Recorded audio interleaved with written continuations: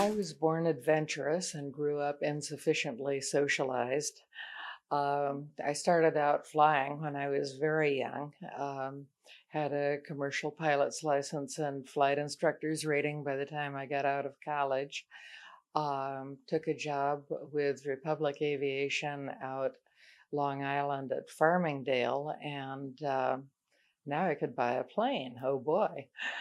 But there was no place to go and have fun with it. It was all air traffic control zones and incoming from Europe and so on. So instead, I bought a 7-year-old XK120 Jaguar coupe just because it was beautiful. And that was the beginning. I found out what I could do with it. I got another Jaguar to race in the Sports Car Club of America, and that was how it began.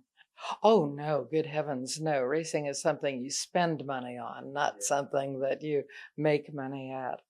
No, for the first 13 years, my career supported my racing. And since I had no trust fund, I learned how to build my own engines and do my own body work and so on and so forth. I'd been racing for 13 years.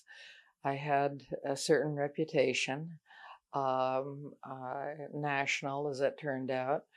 And one day the phone rings and my answering machine got it. Actually, a voice completely unknown to me said, "This is Rolla Volstead, and how would you like to take a shot at the Indianapolis 500?"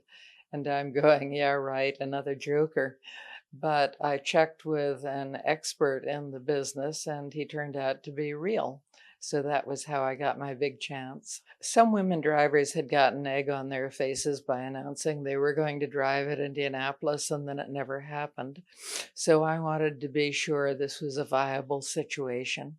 And yeah, that was my condition, that we had a private test, and if they liked me and I liked them and the car went fast enough and I could make it go fast enough, then they could make whatever noise about it they felt like they needed to. When the announcement was made, I was in for an education because there had always been women in sports car racing and it just wasn't a big deal.